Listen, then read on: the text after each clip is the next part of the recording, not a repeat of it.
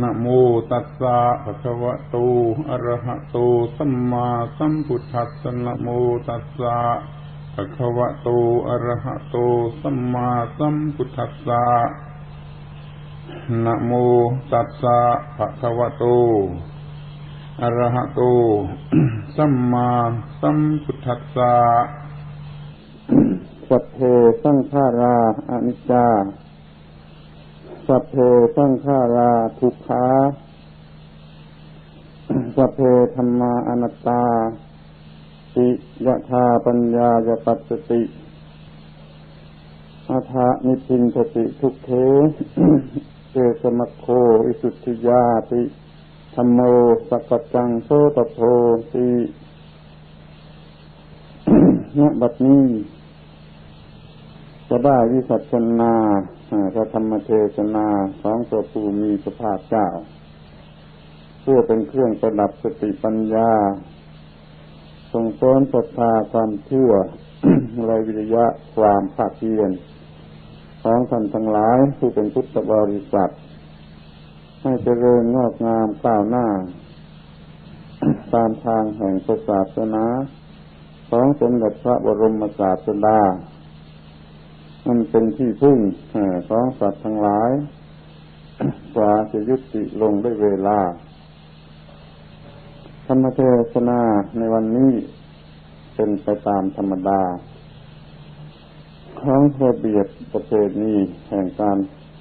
เข้าพรรษาในครั้งแรกของพรรษานี้ได้แสดงเรื่องรัตนะสามครั้งต่อมาได้แสดงเรื่องสิกขาสามครั้งต่อมาอีกได้แสดงเรื่องโลกุตตรธรรมสามส่วนในวันนี้จะได้แสดงติดต่อกันไปโดยลำดับเรื่องสามัญลักษณะสามคือเรื่องอนิจจังทุกขังอนัตตาในวันนี้ก็จะพูดถึงสามัญลักษณะสามประการที่เป็นเรื่องของสติปัญญาในชั้นที่ละเอียดสุขุมที่มองสิ่งต่างๆให้ดีแล้วมีสติสัมปชัญญะอยู่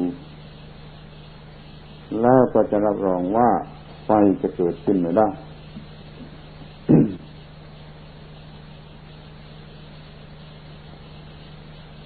เพราะมันเป็นลักษณะแปลว่าลักษณะที่เป็นสามัญคือทั่วไปแก่สิ่งทั้งปวง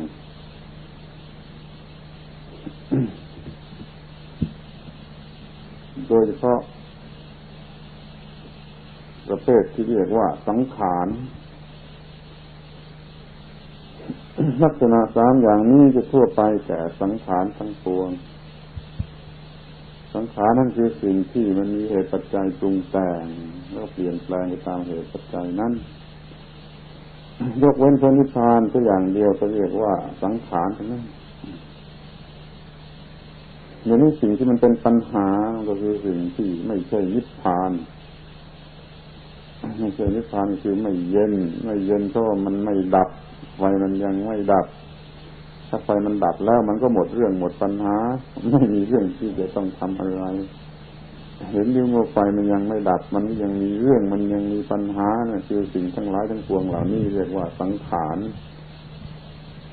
ก็จะต้องดูดีว่ามันมีลักษณะอย่างไรเพื่อจะได้ไม่ไปทำให้มันเกิดเป็นไฟหรือว่าเป็นความทุกข์ขึ้นมารู้จักพิจารณาสังขารให้เห็นตามที่เป็นจริงว่าประกอบอยู่ในลักษณะอย่างไรบ้างเรียกว่าเป็นผู้ที่มีปัญญาไม่ประมาท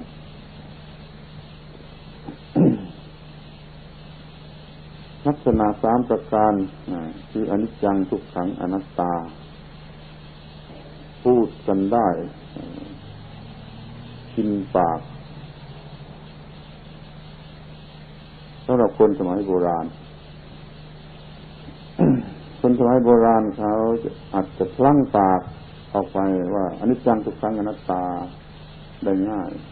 เพราะมันชินอยู่ในความคิดความนึก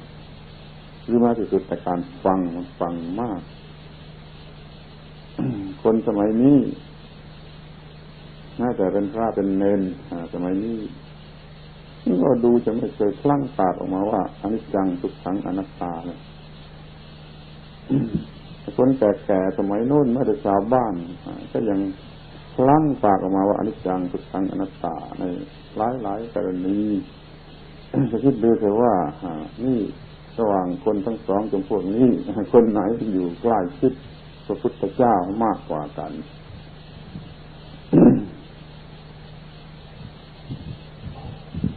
ถ้าคนสนใจเรื่องอนิจจังทุกขังอนัตตากันให้จริงจังว่ามันจะดีกว่านี้ดีกว่าสภาพที่กำลังเป็นอยู่ในเวลานี้อย่างมากมายอย่างที่จะเปรียบกันไม่ได้ เดี๋ยวนี้มันมีแต่คนหลับหูหลับตาต่อเรื่องนี้มันจึงมีความเห็นแก่ตัวยึดมั่นถือมั่นจนเกิดกิเลสจนเบียดเบียนกันจนอยู่ด้วยความเบียดเบียนกันไปตลอดทั้งวันทั้งคืนเพราะไม่เห็นความจริงของสังขารที่ว่าเป็นอนิจจังทุกขังอนัตตาที่จะให้เบื่อหน่ายต่อการยึดถือแล้วมันไม่เกิดกิเลสแล้วมันก็ไม่ร้อนหรือไม่เบียดเบียนกัน เรามาลองพิจารณากันดูว่ามันจะเป็นอย่างนั้นได้อย่างไรทำไมท่านจึงตรัสไว้ว่าสัพเพสังขาราอนิจจาติยถาปัญญายปัสสติเมื่อใดเห็นตามที่เป็นจริงด้วยปัญญาว่าสังขารเป็นของไม่เที่ยงอัตถะนี้เป็นสติทุกเขเอสมัคโควิสุทธิยาเมื่อนั้นก็จะเบื่อหน่ายในสิ่งที่เป็นทุกข์นั่นคือหนทางแห่งความบริสุทธิ์ ถ้าเห็นอนิจจังมันจะเบื่อต่อสิ่งที่เป็นทุกข์ได้อย่างไรแล้วว่าการเห็นชนิดนั้นจะเป็นหนทางแห่งความบริสุทธิ์หมดจดได้อย่างไรอนิจจังตามตัวหนังสือก็แปลว่าไม่เที่ยงหากว่าไม่ยึดว่าเที่ยงอนิจจังก็แปลว่าไม่เที่ยง จะดูกันอย่างไรว่ามันไม่เที่ยงดูกันหยาบๆก็ได้ก็เห็นในสิ่งที่มันเปลี่ยนแปลงอยู่อย่างชัดเจนก็มีแต่บางอย่างมันไม่ได้แสดงอย่างที่สายตาธรรมดาจะมองเห็นได้ความเปลี่ยนแปลงของก้อนหินอย่างนี้เด็กๆก็ไม่มองเห็นได้ว่ามันไม่เที่ยงหรือว่าถ้ามันเป็นเรื่องทางนามธรรมทางจิตใจล้วนๆมันก็ยังดูกันลำบากหรือมันสับสนในบางอย่างมันจะรู้สึกว่าเป็นอย่างนั้นทุกทีจะเห็นว่ามันเป็นของเที่ยงไปเสีย มันต้องรู้จักดูว่าไอ้สิ่งที่เรียกว่าสังขารทั้งปวงนี้มันไม่ได้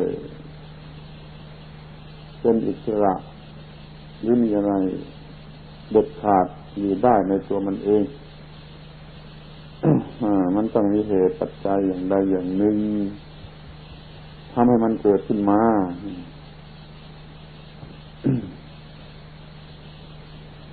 ไม่ว่าอะไรที่เรียกว่าสังขารทั้งหลายนี่แล้วก็ต้องมีเหตุปัจจัยช่วยทำให้เกิดขึ้นมา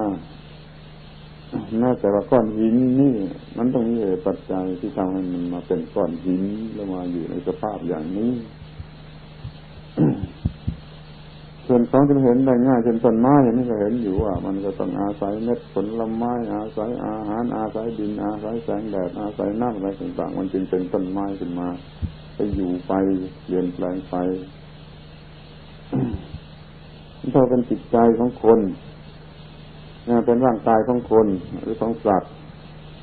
มันก็ยิ่งเห็นว่ามันมีเหตุปัจจัยยิ่งไปเสียกว่าต้นไม้อย่างมีบิดามารดาเป็นแดนเกิดอาศัยเจริญเติบโตด้วยอาหารนี่มันก็มีเหตุปัจจัยเห็นชัดแต่ว่าเป็นร่างกายของคนก็ตามของสัตว์ก็ตามล้วนแต่มีเหตุปัจจัยปรุงแต่งขึ้นมาแล้วก็เปลี่ยนแปลงไปตามเหตุตามปัจจัยนั้นเมื่อเรากินอาหารเข้าไปเป็นข้าวสุกแกงสับอะไรก็ตามอาหารนั้นมันก็ต้องเปลี่ยนมันจึงไปบำรุงร่างกายเนื้อหนังได้ถ้ามันยังเปลี่ยนต่อไปอีกที่มันจะเป็นอุจจาระเป็นปัสสาวะเป็นอะไรต่อทั้งร่างกายมันก็ต้องเปลี่ยนนับตั้งแต่ว่ามันมีร่างอาหารจะมาบำรุงแล้วอาหารมันเปลี่ยนร่างกายมันก็ต้องเปลี่ยนมันก็เปลี่ยนตามมันไปหมดนี่เห็นได้ง่ายเพราะว่าเป็นวัตถุว่าเป็นเรื่องทางจิตใจความคิดความนึกมันก็มีเหตุมีปัจจัยที่ทำให้คิดให้นึกมันจึงนึกคิดคนธรรมดาจะนึกคิดโดยไม่มีเรื่องไม่ได้มันต้องมีเรื่องแล้วเรื่องนั้นมันก็ต้องมาจากเหตุปัจจัยของมันเองอีกล้วนจะมาจากเหตุปัจจัยของมันเองอีกเป็นลำดับทยอยกันเข้ามาจนมากระทบจิตใจของคนคนก็เกิดความรู้สึกเกิดความคิดนึกเกิดความต้องการเกิดความเร่าร้อนทนทุกข์ทรมานขึ้นมาได้ในจิตใจอย่างนี้เรียกว่ามันมีเหตุมีปัจจัยนั่นมันเปลี่ยนไปตามเหตุตามปัจจัยนั่นแหละเขาเรียกว่ามันเป็นทุกข์มันเป็นอนิจจังคือไม่เที่ยง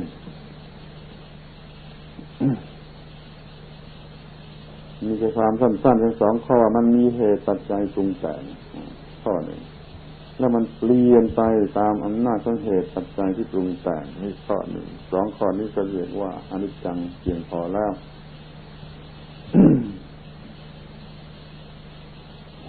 ที่จะดูกันอีกทีหนึ่งให้เห็นเป็นหลักเกณฑ์มากขึ้นหน่อยที่ว่าสังขารนี่แบ่งว่าเป็นสองพวกเลยกัน คือมี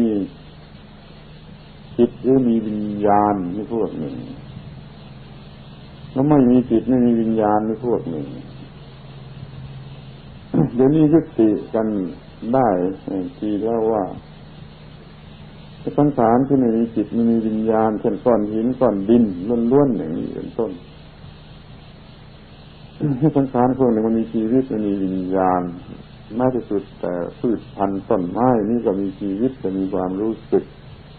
มีวิญญาณไปตามระดับของต้นไม้สัตว์เดรัจฉานก็มีจิตมีวิญญาณคนก็มีจิตมีวิญญาณอย่างนี้เรียกว่าสังขารพวกที่มีจิตหรือมีวิญญาณมีสังขารอยู่สองพวกอย่างนี้นี่ความเปลี่ยนมันก็ต้องเปลี่ยนไปตามส่วนตามสัดส่วนที่มันมีในสังขารที่ไม่มีจิตไม่มีวิญญาณมันก็เปลี่ยนไปในส่วนรูปธรรมคือฝ่ายวัตถุมันก็เปลี่ยนไปมันเปลี่ยนอย่างเดียวแต่ถ้าสังขารที่มันมีจิตมีวิญญาณนั่นมันก็เปลี่ยนถึงสองส่วนทั้งสองส่วน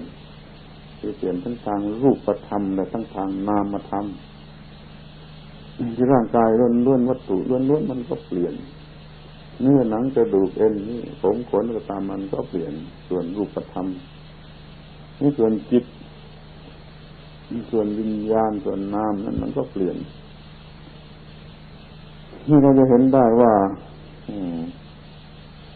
สังขารที่มีใจครองนี่มันเปลี่ยนน่ากลัวกว่า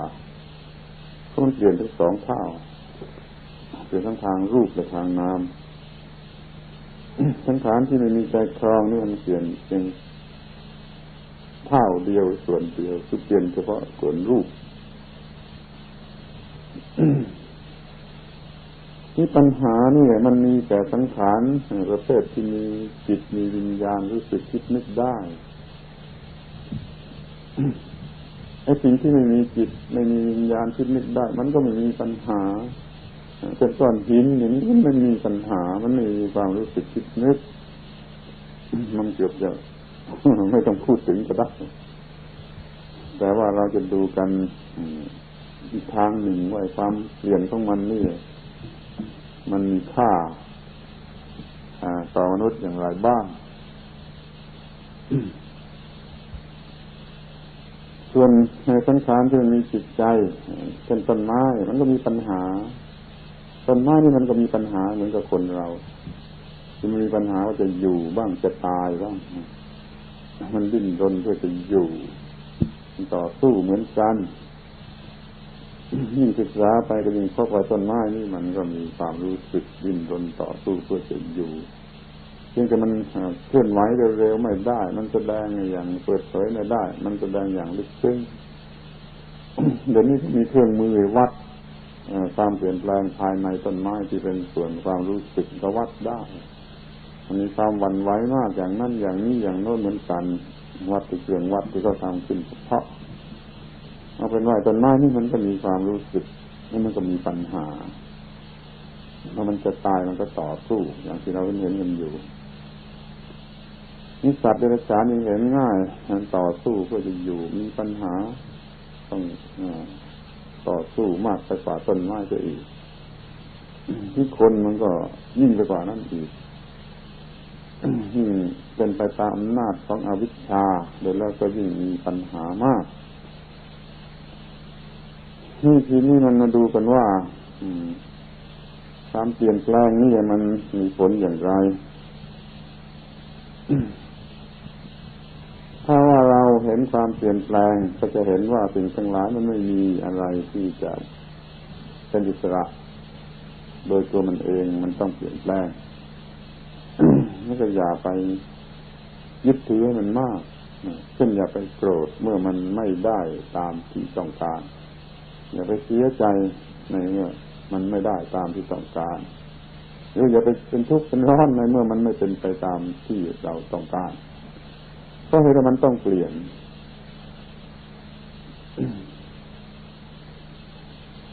เราจะให้คนที่เรารักพอใจอยู่ตลอดเวลามันก็ไม่ได้เพราะมันต้องเปลี่ยนหรือว่าสิ่งที่เราพอใจรักใคร่ให้มันอยู่กับเราตลอดเวลานี่มันก็ไม่ได้มันต้องเปลี่ยนเพราะแม้แต่ตัวคนนั่นเองมันก็เปลี่ยนร่างกายมันก็เปลี่ยนจิตใจมันก็เปลี่ยนกันไปเป็นทุกทิศทุกทางทุกผลทุกแห่งเห็นอย่างนี้จะบ้างมันก็จะหยุดเองจะหยุดหลงไหลรักใคร่ยึดถือได้เอง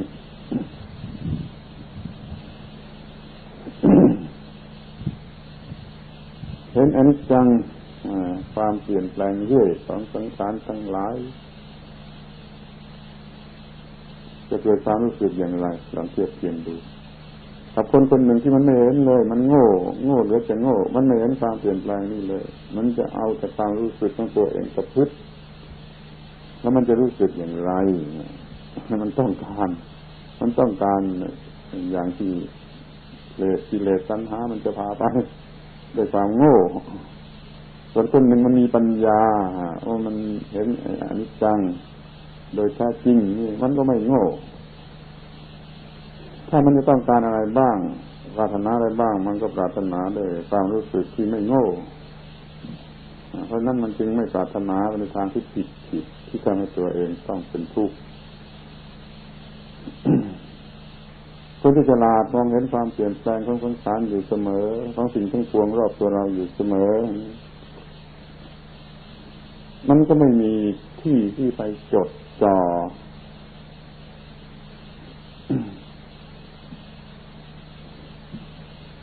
ว่าจะเป็นอย่างนั้นอย่างนี้ภาษาบาลีเขาเรียกว่าอนิมิตตะหรือไม่มีนิมิตที่หมายมั่นถ้าเราเห็นว่าทุกอย่างมันจะไหลไปเรื่อยมันหยุดอย่างนี้เราจะไปหมายมั่นที่ตรงไหนได้เพราะว่าเห็นอยู่แต่ความไหลเรื่อยแล้วไม่มีก ความหมายมันจะไปจดไปจ่อลงที่ตรงนั้นตรงนี้ว่าเป็นเราเป็นของเราอย่างนี้ความคิดมันก็ปราศจากความหลงผิดหรือความยึดมั่นถือมั่นนั่นแหละไปดูเถอะว่ามันจะบริสุทธิ์มันจะเป็นจิตบริสุทธิ์หรือไม่เทียบกับคนโง่ทั่วไปที่ไม่เห็นอนิจจังมันก็หมายมั่นที่ตรงนั้นหมายมั่นที่ตรงนี้หมายมั่นอย่างนั้นหมายมั่นอย่างนี้ อย่างนี้เรียกว่ามันมีนิมิตที่เป็นที่จดจ่อแห่งใจเป็นการจดจ่อลงไปว่ากูจะเอา กูจะเอาที่ตรงนั้นตรงนี้เอาอย่างนั้นอย่างนี้นะมันมีนิมิตเพราะมันเห็นว่าเที่ยงนี่มันต้องได้อย่างใจต้องอยู่กับเราต้องเป็นของเที่ยงแท้แน่นอนอยู่กับเราเหมือนว่าเขาเห็นก้อนหินตอนเที่ยงก็หมายว่ามันจะอยู่กับเรามันก็มีอันนี้เป็นนิมิตถ้ามีนิมิตเป็นที่จดจ่อแห่งจิตว่าจะเอานี่แล้วมันก็ติดอยู่ที่นั่นมันก็ไม่บริสุทธิ์เพราะมันโง่มันหลงมันไม่หลุดพ้น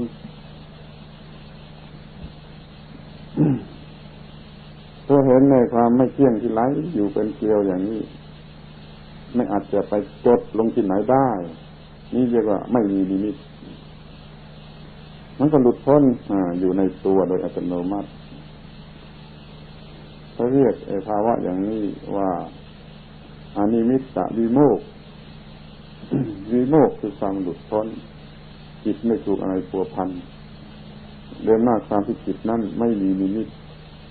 เพราะว่ามันเห็นอนิจจังคือความไหลเป็นเกลียวอยู่ตลอดเวลาของสังขารทั้งปวงไม่รู้จะไปจดลงที่ตรงไหนว่าจะเอาเป็นเราหรือเป็นของเรา ความที่จิตเป็นอิสระในลักษณะเช่นนี้เขาเรียกว่าอนิมิตตวิโมกข์ความหลุดพ้นเพราะไม่มีนิมิตมีผลเกิดมาจากการเห็นอนิจจังของสังขารทั้งปวงอยู่แล้วมันจะไปรักไอ้สิ่งที่ไม่เที่ยงนั้นได้อย่างไรนั้นท่านจึงกล่าวว่าอัฏฐนิพพินทติทุกเขเมื่อนั้นจะเบื่อหน่ายในสิ่งที่เป็นทุกข์ที่ตนเคยโง่เคยหลงว่าจะเอาจะเป็นและเอสะมัคโควิสุทธิยานั่นย่อมเป็นหนทางแห่งความบริสุทธิ์หมดจดดังนี้นี่คือประโยชน์ของการเห็นอนิจจังว่าสังขารทั้งหลายทั้งปวงไม่เที่ยงนี่ข้อที่สองทุกขังสังขารทั้งหลายทั้งปวงเป็นทุกข์นี่ก็เหมือนกันมันต้องเล็งถึงว่าสังขารไหนสังขารที่มีจิตใจครองหรือสังขารที่ไม่มีจิตใจครองแม้ว่าคำพูดนี้จะกล่าวรวบหมดว่าขึ้นชื่อว่าสังขารแล้วจะต้องเรียกว่าเป็นทุกข์ทั้งนั้นแต่เมื่อสังขารมันไม่เหมือนกันสังขารบางอย่างมีจิตใจครองสังขารบางอย่างไม่มีจิตใจครองนั้นคำว่าเป็นทุกข์นั่นก็ต้องมีความหมายแยกกันได้เป็นหลายอย่างมันจะต้องดูให้ดีอย่าดันทุลังพูดไปเสียว่ามันเป็นทุกข์มันเจ็บปวดทนทรมานมันก็พูดได้ในความหมายหนึ่งในระดับหนึ่งแต่ในระดับหนึ่งมันไม่เป็นอย่างนั้นเช่นก้อนหินนี่มันเป็นสังขารแล้วก้อนหินนี้จะเป็นทุกข์อย่างไรคำว่าทุกข์นั้นต้องมีความหมายอย่างอื่นจากคำว่าทุกข์ที่ใช้กับสังขารที่มันมีความรู้สึกคิดนึก ถึงแม้สังขารที่มันมีความรู้สึกคิดนึกอย่างคนเรานี่แหละเราพูดว่าเป็นทุกข์นี่มันก็ยังต้องแยกกัน2 ที3 ทีอยู่อีกนั่นเอง ว่าสังขารเป็นทุกข์อย่างของคนธรรมดาสามัญนี่เพราะว่ามันไปโง่ไปยึดถือว่าเป็นตัวเราเป็นของเรานี่มันก็เป็นทุกข์แบบทรมานนี่อย่างหนึ่ง ที่นี่สังขารที่เป็นร่างกายหรือขันธ์อันบริสุทธิ์ของพระอรหันต์แล้วมันเป็นทุกข์หรือเป็นสุขมันก็ต้องเป็นทุกข์อีกนะเพราะมันเป็นของไม่เที่ยงในส่วนนั้นแต่มันเป็นทุกข์อีกความหมายหนึ่งนี่ยกตัวอย่างให้เห็นว่าคำว่าเป็นทุกข์เป็นทุกข์นี่มันหลายรับหลายซ้อนหลายความหมายดูให้ดี นี่ก็ต้อง ศึกษาบาลีกันบ้างมันง่ายหน่อยเพื่อรู้ว่าคำว่าทุกข์ทุกขะทุกขังอะไรก็ตามนี่มันแปลได้หลายอย่างหลายประการแต่ที่จำเป็นจะต้องรู้กันในท่านนี้ก็เอาสักสี่อย่างก็พออย่างที่หนึ่งว่ามันทนยากทุกขังนี่แปลว่าทนได้ยากคือลำบากทรมานนั่นแหละนี่มันมีแต่ความรู้สึกมันต้องมีแต่สังขารที่มีความรู้สึกคือสังขารที่มีใจครองคือสิ่งที่มีชีวิตมีความรู้สึกนี่แหละแล้วมันก็ยึดถือสิ่งนั้นว่าเป็นตัวเราเป็นของเราก็เกิดความทนยากหรือเป็นทุกข์ทรมานขึ้นมาทุกอย่างนี้แปลว่าทนยากก็มีแต่ความรู้สึกของสิ่งที่มีความรู้สึกแต่แก่สังขารที่มีจิตมีใจครองความหมายที่สองคำว่าทุกข์แปลว่าน่าเกลียด ดูแล้วมันน่าเกลียด ทุกข์แปลว่าน่าเกลียดอิกขะอักขะนี่แปลว่าดูแล้วน่าเกลียดดูน่าเกลียดน่าเกลียดเพราะอะไรก็เป็นมายาหลอกลวงเปลี่ยนแปลงเรื่อยไหลเรื่อยคือหลอกกันเรื่อยมันน่าเกลียดแก่ตาดูเห็นแล้วมันรู้สึกเกลียดนี่สังขารชนิดไหนมีลักษณะที่เปลี่ยนแปลงเรื่อยสังขารนั่นจะมีลักษณะแห่งความน่าเกลียดน่าเบื่อหน่ายน่าระอาความทุกข์นี้มันไม่ได้เกี่ยวกับทรมานหรือไม่ทรมานแต่ตามันดูเห็นแล้วมันรู้สึกน่าเกลียดฉะนั้นโลกนี้มันไม่เคยมีแล้วมันมีแล้วมันเปลี่ยนไปมันจะแตกดับลงวันหนึ่งถ้าเรามองเห็นอย่างนี้ทีเดียวตลอดสายเราก็รู้สึกว่าแม้มันหลอกลวงมันเป็นมายามันน่าเกลียดไม่น่าพอใจอะไรเลยนี่สังขารเป็นทุกข์ก็คือมีลักษณะต่อความน่าเกลียดอยู่ที่นั่นเป็นได้ทั้งสองสังขารแต่ถ้าเป็นทุกข์ทรมานนั่นจะเป็นได้แต่สังขารที่มีใจครองที่ความหมายที่สามนั่นแปลว่าว่างอย่างน่าเกลียด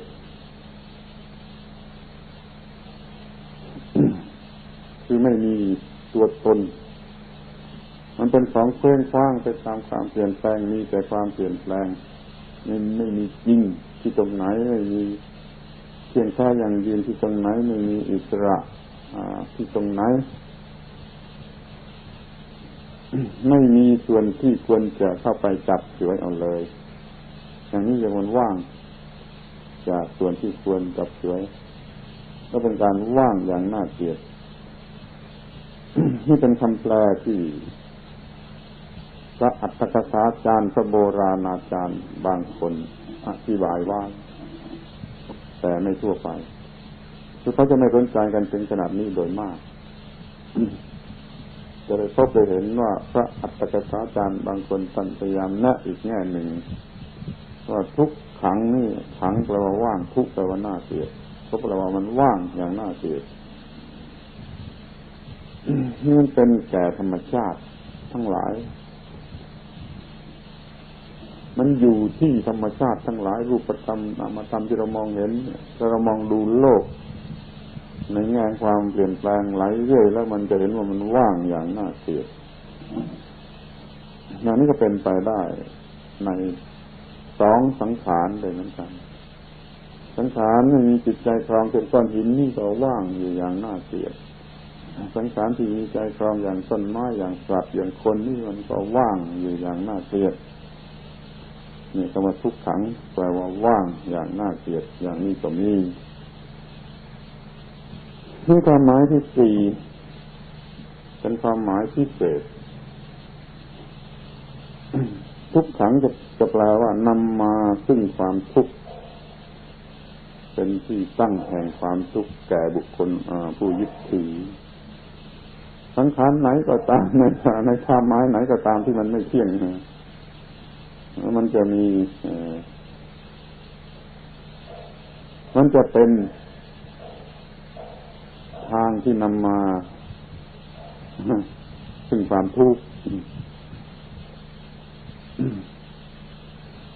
สิ่งทั้งปวงนี่มันล้วนจะมีภาวะอย่างหนึ่งที่เรียกว่าเป็นทุกข์เนี่ยคือมันจะนำมาซึ่งความทุกข์เมื่อเข้าไปยึดถือมัน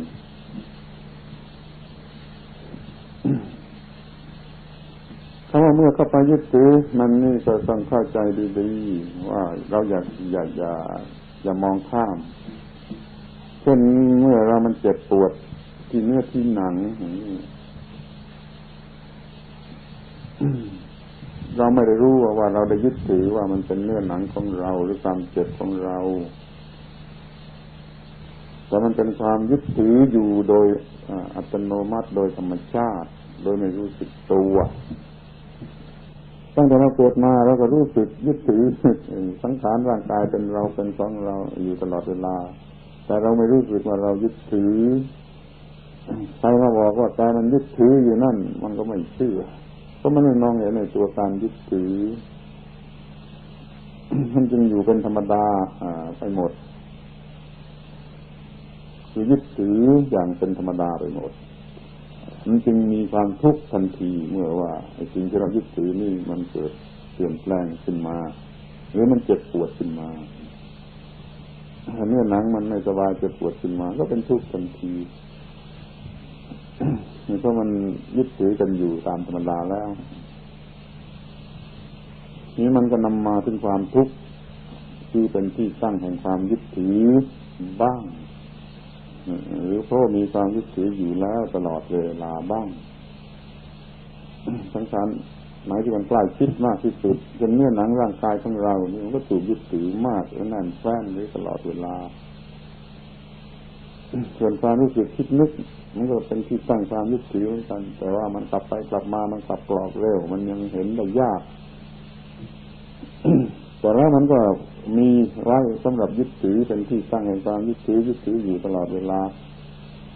มันสังขารทั้งหลายนี่เป็นทุกข์เพราะว่ามันนำมาซึ่งความทุกข์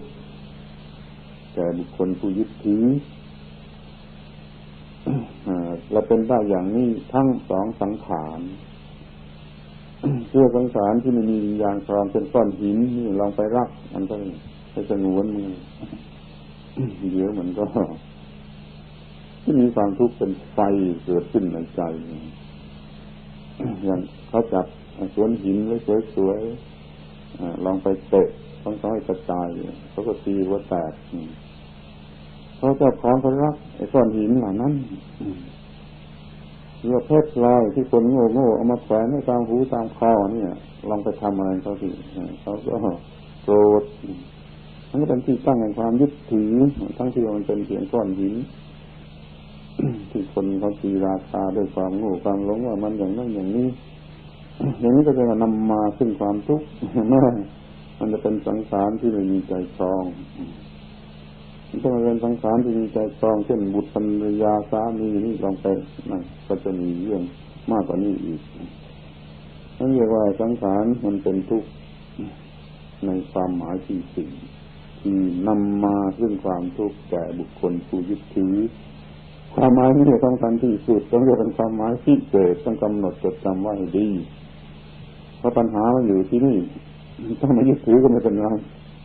พอยึดถือก็จะมีความทุกข์แต่แล้วมันเป็นที่ตั้งแห่งความยึดถือมันยั่วให้ยึดถือแล้วมันก็ยึดถือมาจนชินตั้งแต่เกิดมานี่เรียกความหมายที่สี่พิเศษ ที่เราไม่มองเห็นว่าสังขารเป็นทุกข์เรากลับมองเห็น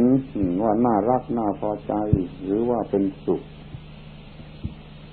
มีเพชรนินจินดาทำให้เป็นสุขมีเงินมีทองก็เป็นสุขมีภรรยาสามีก็เป็นสุขอะไรก็เรียกว่าเป็นสุขตรงกันข้ามความทุกข์ถ้ามองเห็นเป็นสุขกลับตรงกันข้ามกันอยู่อย่างนี้มันก็เกิดเป็น ที่ตั้งที่อาศัยของความยึดถือขึ้นมาเป็นที่ตั้งที่อาศัยว่าจะสุขนั่นเองไม่ใช่อาศัยเพื่ออะไรมันเป็นที่ตั้งที่อาศัยของจิตที่จะเข้าไปตั้งไว้อาศัยว่าจะสุขที่ตรงนี้จะมีสิ่งนี้เป็นความสุขมันเห็นมันไม่เห็นว่าเป็นทุกข์มันเห็นตรงกันข้ามเป็นความสุขจนเกิดเป็นที่ตั้งที่อาศัยขึ้นมานี่ถ้าคนมันมีปัญญาได้ศึกษามาดีมันก็มองเห็นว่าอ้าวมันไม่ใช่อย่างนั้นมันตรงกันข้ามที่เป็นทุกข์ในความหมายใดความหมายหนึ่งหรือทั้งสี่ความหมายพอเห็นในสิ่งเหล่านี้เป็นทุกข์แล้วมันก็ไม่มีที่ตั้งที่อาศัยของจิตที่จะเข้าไปตั้งอาศัยแต่สิ่งนั้นในสิ่งนั้นเพื่อสิ่งนั้นจิตก็เป็นอิสระจากสิ่งนั้นไอ้ภาวะอย่างนี้เขาเรียกว่าอัปปนิหิตวิโมกข์หรือเป็นนิพพานชนิดหนึ่งด้วยเหมือนกันอัปปนิหิตะแปลว่าไม่มีที่ตั้งที่อาศัยถ้าไปจดไปตรงไหนเป็นทุกข์ตรงนั้นแล้วไปจดไปตรงไหนเป็นไฟตรงนั้นแล้วจะไปตั้งอาศัยลงไปที่ไหนได้อย่างไรนี่สังขารทั้งหลายทั้งปวงก็เป็นอย่างนั้นไปจดเข้าที่สังขารไหนก็เป็นไฟตรงนั้นคือเป็นทุกข์ตรงนั้นนี่จิตมันก็ถอยห่างจากการที่เขาไปตั้งอาศัยในสังขารใดๆหมดภาวะอย่างนี้จะเรียกว่าอัปปนิหิตวิโมกข์คือหลุดพ้นเพราะไม่มีที่ตั้งอาศัยเพราะจิตมองเห็นความไม่มีที่ตั้งอาศัยในสังขารทั้งปวงเห็นความเป็นทุกข์นี้จิตนี้ก็จะเป็นอัปปนิหิตวิโมกข์ก็หลุดพ้นจากความทุกข์ด้วยเหมือนกันเมื่อคนหนึ่งเขาจะหลุดพ้นด้วยอนิมิตตวิโมกข์เห็นไม่เที่ยงก็ได้แต่คนนี้จะหลุดพ้นเพราะอัปปนิหิตวิโมกข์เห็นเป็นทุกข์ไม่ไปแตะเข้าที่ตรงไหนไม่ทราบไปแตะเข้าที่ตรงไหนไม่มีที่ตั้งที่อาศัยที่จะไปยึดเอาความสุขหรือมีความสุขก็เห็นความทุกข์ในสังขารทั้งปวงอาทะนิพพินทติทุกเขเมื่อนั้นก็จะเบื่อหน่ายในสิ่งที่เป็นทุกข์เอสะมัคโควิสุทธิยานี่ก็เป็นทางแห่งความหมดจด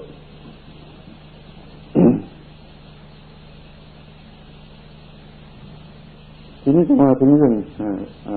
ลักษณะที่สามมาถึงลักษณะที่สามเรียกว่าอนัตตา อนัตตานี่อธิบายกันตามพอใจมากเกินไปจนไม่รู้จะเอาอย่างไรกันแน่ ก็เลยหาราคาสั่งกันอยู่อย่างนั้นโดยมากเอาตามตัวหนังสือกันจริงๆแล้วก็ต้องว่าไม่ใช่อัตตา อนัตตาแปลว่าไม่ใช่อัตตาแปลว่าไม่หรือไม่ใช่อัตตาแปลว่าอัตตาถ้าแปลอัตตาจริงก็แปลว่าต้นทีนี้อนัตตาก็ต้องแปลว่าไม่ใช่ตนเป็นอะไรก็ไม่รู้ช่างหัวมันจะเป็นอะไรก็ตามใจมันแต่มันไม่ใช่ตนเท่านั้นพอแล้วมันไม่ใช่ตนมันมีเยอะแยะไปมันมีอยู่เกิดดับอยู่อะไรอยู่ก็ล้วนแต่ไม่ใช่ตนท่านบอกว่าสัพเพธัมมาอนัตตานี่กว้างไปถึงสังขารและวิสังขารจะเป็นสังขารก็ดีไม่ใช่สังขารก็ดีล้วนแต่ไม่ควรถือว่าตนเพราะมันไม่ใช่ตนไม่มีความหมายแห่งความเป็นตนบาลีก็แปลออกไปว่าสัพเพธัมมาอนัตตา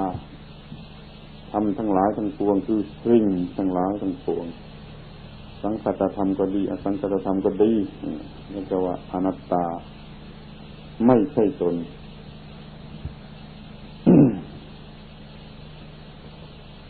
นี่จะมองดูกันว่าไม่ใช่ตนเป็นข้อแรกเราจะรู้ว่าที่ว่าต้นนั่นคืออย่างไร ต่อตามความรู้สึกของคนทั่วไปของสัตว์ทั่วไปถ้าว่าเป็นตนเป็นกูเป็นตัวกูอะไรก็ มันก็ควรจะเป็นตัวเป็นตนเป็นตัวกูได้ตามที่ตัวกูต้องการเดี๋ยวนี้ว่าตัวกูถ้าทำไมไม่อยู่ในอำนาจของตัวกูกลับเป็นปฏิปักษ์ตรงกันข้ามเช่นร่างกายนี้เป็นของกู ตัวกูคือจิตอย่างนี้เป็นต้นมันก็เลยเหลวหมดร่างกายนี้ก็ไม่อยู่ตามอำนาจของจิตแต่จิตนี้ก็ไม่คงแต่ร่างแต่รอยไม่อยู่ในอำนาจของตัวเองก็เรียกว่ามันไม่มีส่วนไหนที่ควรจะเรียกว่าเป็นตัวตนตัวกูหรือตัวเรา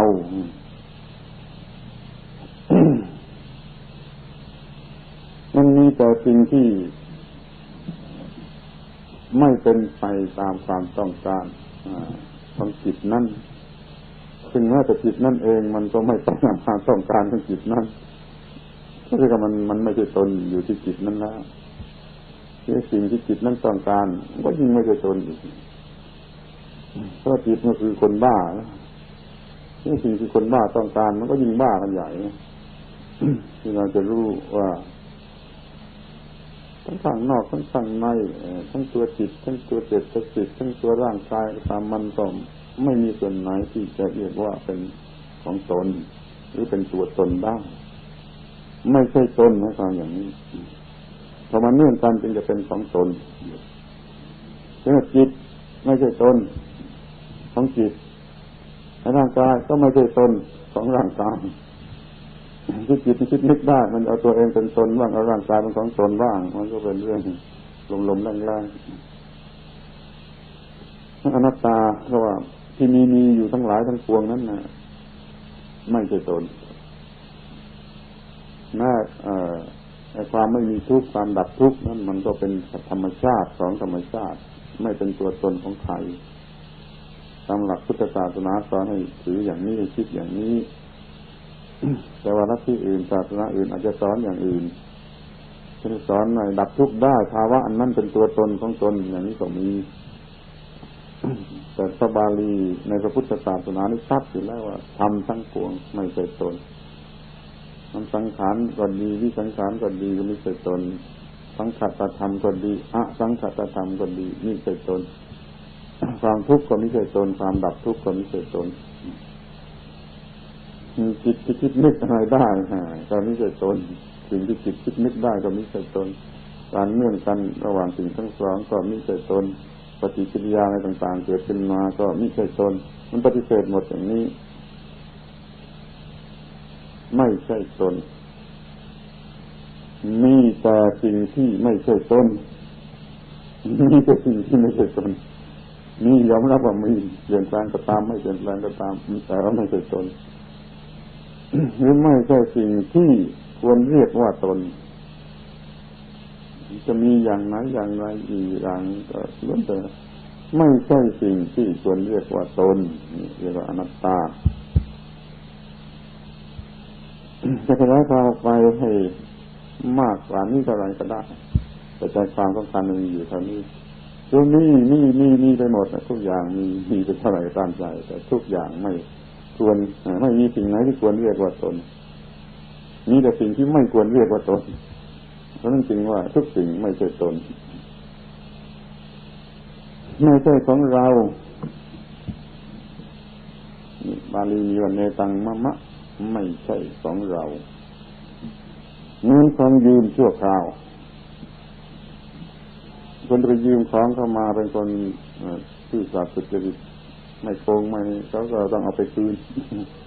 อย่างนี้จะเรียกมันเหมือนกับของยืมชั่วคราวไม่ใช่เป็นเราบาลีว่าเนโสธรรมัสสมินั่นนิใช่เป็นเรานี่เปรียบเหมือนของรู้สึกในความฝันมันบ้าไปพักหนึ่งเมื่อยังเป็นความฝันอยู่เป็นเรื่องเป็นราวเป็นตัวเป็นตนพอตื่นขึ้นมาจากฝันตื่นขึ้นมาจริงๆมันก็ไม่มีที่เคยคิดว่าเป็นตัวเราตัวตนเรานั้นเลยหายไปหมดเหมือนกับว่ามันเหมือนของในฝัน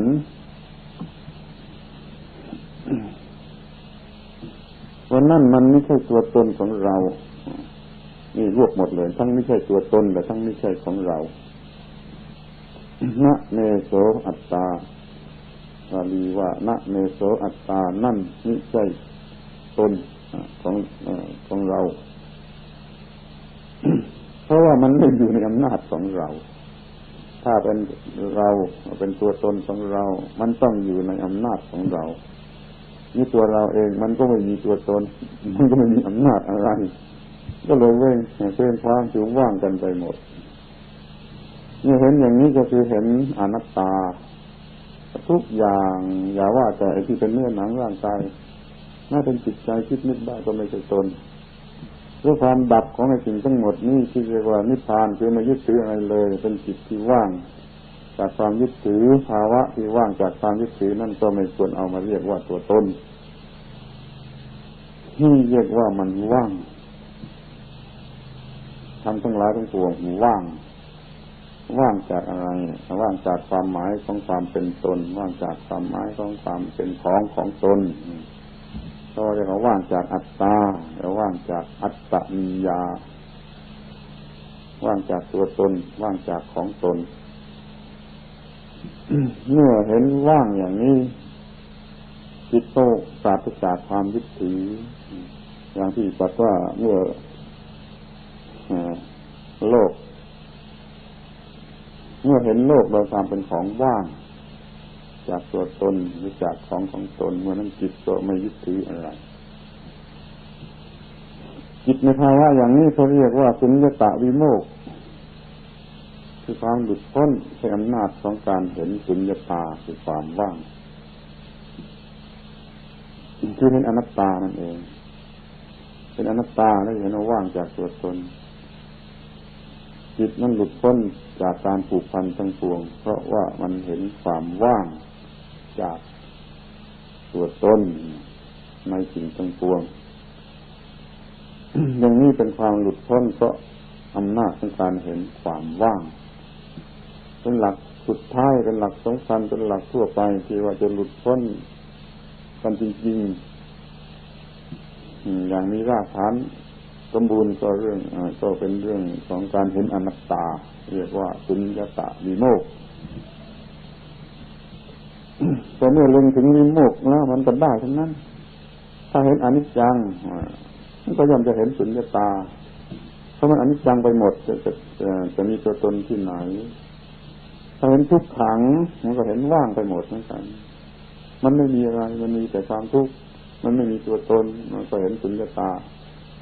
เห็นว่างด้วยเหมือนกันบางคนมาตั้งต้นขึ้นมาจากการเห็นไม่เที่ยงที่ใช้เห็นการไม่เที่ยงนี่เป็นรากฐานก็หลุดพ้นได้แต่บางคนเขาไม่ถนัดหรือไม่สะดวกหรือไม่พร้อมที่เป็นอย่างนั้นมันมีโอกาสจะเห็นความทุกข์มันก็เห็นความทุกข์แล้วมันก็หลุดพ้นได้เหมือนกันที่บางคนก็มีปัญญามากกว่านั้นมองเห็นอนัตตาลึกลงไปมันก็ไม่ยึดมั่นถือมั่นมันก็หลุดพ้นเหมือนกันมันควรจะถือว่าการเห็นอนิจจังก็เอาตัวรอดได้การเห็นทุกขังก็เอาตัวรอดได้การเห็นอนัตตาก็เอาตัวรอดได้แต่การพูดอย่างนี้อาจจะผิดกันกับที่คนอื่นหรือที่อื่นหรือบางคนเขาพูดก็ได้เดี๋ยวนี้พูดตามเหตุผลที่มันมีอยู่ในตัวเมื่อยังมีหลักฐานเด็ดเล็ดยืนยันอีกว่าคนสมัยโบราณเขายอมรับว่าพระนิพพานมี3อย่างอย่างนี้ก็ในภาพสมุดคอยหรือภาพผนังโบสถ์สมัยโบราณนั่นเขาจะเขียนรูปพระนิพพานเป็นแก้ว3ดวงดวงหนึ่งเรียกว่าอนิมิตตวิโมกข์ดวงหนึ่งเรียกว่าอัปปนิหิตวิโมกข์ดวงหนึ่งเรียกว่าสุญญตวิโมกข์เรามองดูก็เห็นจริงเพราะถ้าเห็นอนิจจังจริงๆมันก็ไม่ยึดมั่นถือมั่นเห็นทุกขังจริงๆมันก็ไม่ยึดมั่นถือมั่นเห็นอนัตตาจริงๆมันก็ไม่ยึดมั่นถือมั่นแล้วแต่ว่าอุปนิสัยจิตใจโอกาสอินทรีย์ความสามารถของคนคนหนึ่งมันเหมาะที่จะเห็นมาทางไหนเพราะทุกคนไม่ได้ยืนอยู่ในที่แห่งเดียวกันเขาจะตั้งต้นจากที่มันต่างกันจะมาสู่จุดหมายเดียวกันคือความหลุดพ้นที่เราเห็นอยู่ว่าไม่ใช่ตัวตนอย่างนี้มันก็เบื่อหน่ายในสิ่งที่เคยคิดว่าตัวตนอาถานิพินทติทุกเขมันก็มีขึ้นมาคือย่อมเบื่อหน่ายในความทุกข์ที่เคยหลง เอสะมะโกวิสุทธิยานี่เป็นหนทางความหมดจดคือนิพพานด้วยกันนะแล้วก็เห็นอนิจจังเห็นทุกขังเห็นอนัตตาล้วนแต่เป็นหนทางแห่งความหมดจดด้วยกันทั้งนั้นนี่เรียกว่าเรื่องไตรลักษณ์หรือลักษณะ3ประการ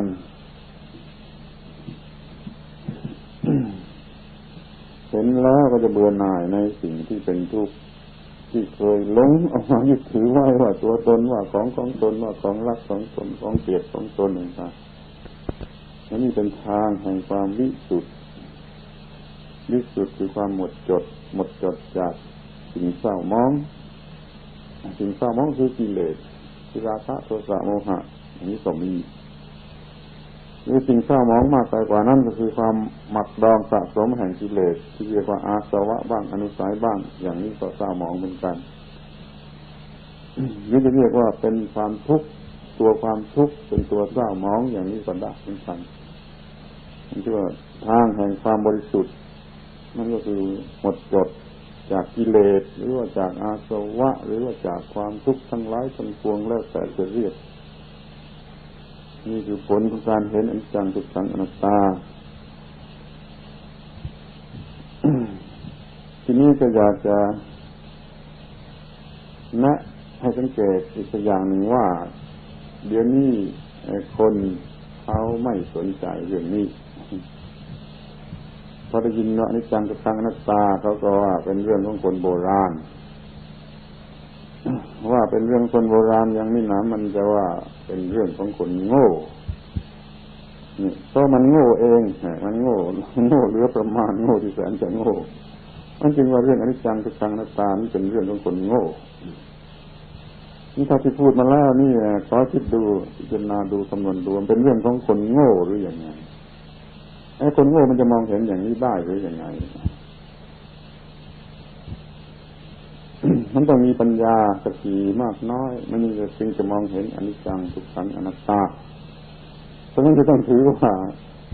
เรื่องอนิจจังทุกขังอนัตตานี่ไม่ใช่เรื่องของคนโง่ นี่ถ้าว่ามีคนสมัยนี้เขาหาเป็นเรื่องของคนโง่มันก็เป็นเรื่องของคนสมัยนี้ที่โง่เกินกว่าโง่ที่จะไปหลงรักในสิ่งที่เป็นที่ตั้งแห่งความหลงรักเพื่อทรมานตัวเองให้มันเจ็บปวดให้สะสมนั่นนี่เรียกว่ามันโง่เกินกว่าที่จะโง่แล้วมันก็หาว่าคนที่ไม่เป็นอย่างนั้นกลายเป็นคนโง่เพราะว่าเขาชอบอีกอย่างหนึ่ง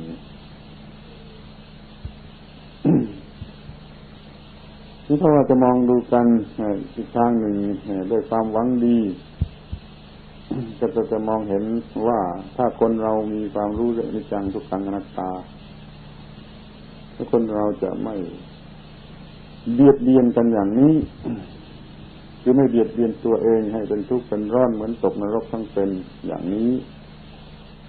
แล้วก็จะไม่เบียดเบียนผู้อื่นให้พลอยเดือดร้อนระส่ำระสายทุกหัวระแหงไม่มีหยุดไม่มีหย่อนเหมือนอย่างที่กำลังทำอยู่ในโลกเวลานี้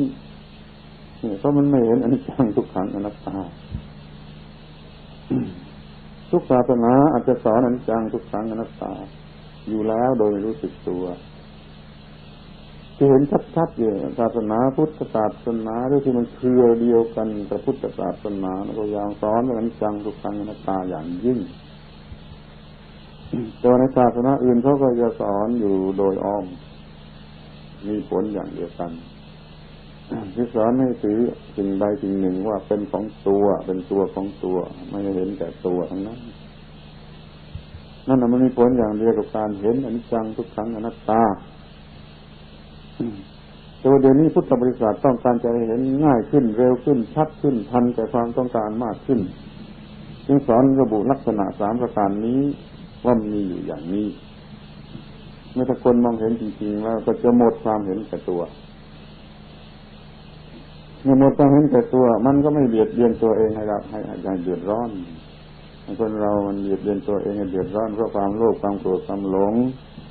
พอเห็นลักษณะ3นี้แล้วมันไม่อาจจะเกิดความโลภความโกรธความหลงมันก็เลยไม่เบียดเบียนตัวให้เดือดร้อน นี่เป็นข้อแรกที่ได้ก่อนเมื่อเห็นอยู่อย่างนี้มันก็เบียดเบียนคนอื่นไม่ลงเอาเปรียบคนอื่นไม่ลงหรือมันเห็นเป็นของบ้าบอเสียอีกที่จะไปเบียดเบียนคนอื่น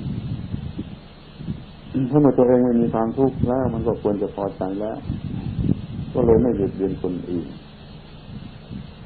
นั้นผู้ที่เห็นธรรมะนี้เรียกว่าจะไม่มีการเบียดเบียนทั้งแก่ตนเองและผู้อื่นเดี๋ยวนี้เขาเห็นเป็นของคือพระของคนโบราณและเป็นของคนโง่ไปเสียโดยไม่รู้จักตัวเองว่าเป็นคนโง่นี้โลกนี้มันก็เต็มไปด้วยคนโง่ที่ไม่รู้จักอนิจจังทุกขังอนัตตามากขึ้นโลกนี้ก็ต้องเป็นไฟที่เผาผลาญถูกเผาผลาญอยู่เดิมหน้าของกิเลสมากขึ้นเป็นธรรมดาถ้าใครยังมีปัญญาอยู่ยังซื่อตรงสุจริตอยู่ก็รีบมองเห็นอนิจจังทุกขังอนัตตาแล้วมันยังเป็นสิ่งที่ยังใช้ได้แม้กระทั่งในสมัยนี้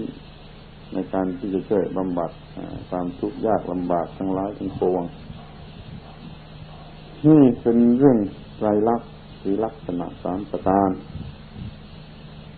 เราได้พูดเรื่องรัตนะ3ประการพระพุทธธรรมประสงค์เราได้พูดเรื่องสิกขา3ประการคือศีลสมาธิปัญญา